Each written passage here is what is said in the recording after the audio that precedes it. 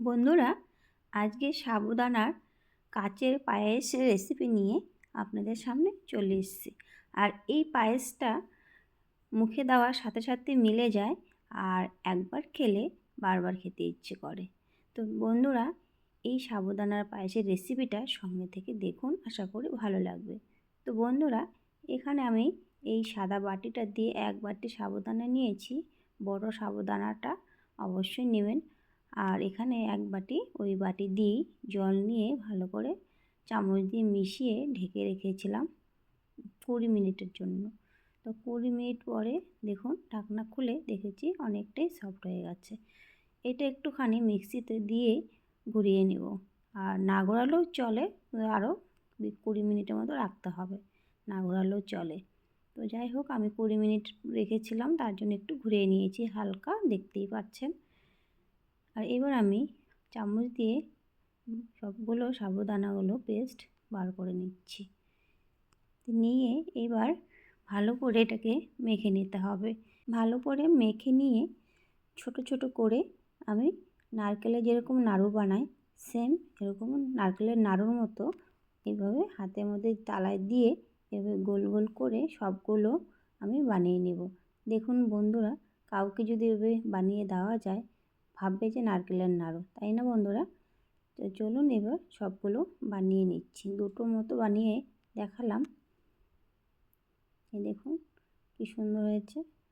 তো বন্ধুরা, এই যে সাইজটা দেখতে পাচ্ছেন, এই সাইজটাই কিন্তু ঠিক আছে। এর থেকে বড় করলে, আর এগুলো ফুলে যেহেতু ফুলবে দুধ দেওয়ার সাথে সাথে, তো এর থেকে আর কিন্তু বড় বানানো যাবে না। বেশি বড় করলে অনেক বড় বড় হবে, দেখতে দেখতে সুন্দর লাগবে না। এখানে 1 লিটার দুধ আছে। কড়াইটা আমি আগে থেকে বসিয়ে দিয়েছিলাম, তার জন্য কড়াইটা গরম হয়ে গেছে অতিরিক্ত। আর এখানে আমি 1 লিটার দুধের থেকে একটুখানি দুধ রেখে দিচ্ছি, মানে 3 পোয়া দুধ দিয়েছি। পুরো গরুর দুধ, খাঁটি দুধ, দেখতেই পাচ্ছেন পুরো ঘন দুধ। আর এখানে দুটো তেজপাতা, মানে একটা তেজপাতা ছিঁড়ে দিয়েছি, 3টে এলাচ ফাটিয়ে দিয়ে দিয়েছি। আর এই সাবুদানার বলগুলো দিয়ে দিয়েছি। দিয়ে একটু হালকা নাড়াচাড়া করে তারপরে আমি আবারও, দুধটা কিন্তু অনেকটাই শুকিয়ে মানে ঘন হয়ে আসছে, মানে ওই সাবুদানা বলগুলো ফুলে উঠেছে। দেখুন কতটাই ফুলে উঠেছে, কতটাই বড় হয়ে গেছে, দেখতেই পাচ্ছেন। এইবার চিনি দিয়ে দেব। এখানে চিনি আছে, কোনো মাপ নেই, মাপ ছাড়াই দিচ্ছি আমি, অনেকটা আইডিয়াতে বড় দানার চিনিটাই দিয়েছি। আর যেহেতু আমরা মিষ্টিটা একটু কম খাই, তার জন্য এতটুকু দিয়েছি। আর আপনারা যেরকম মিষ্টি পছন্দ করেন সেইভাবেই দিবেন। তো বন্ধুরা, চিনিটা দেওয়ার পরে আমি আরও 10 মিনিট জাল করেছি। আর দেখতেই পাচ্ছেন পুরো রেডি। এবার আমি একটা পাত্রে সব নামিয়ে নিচ্ছি।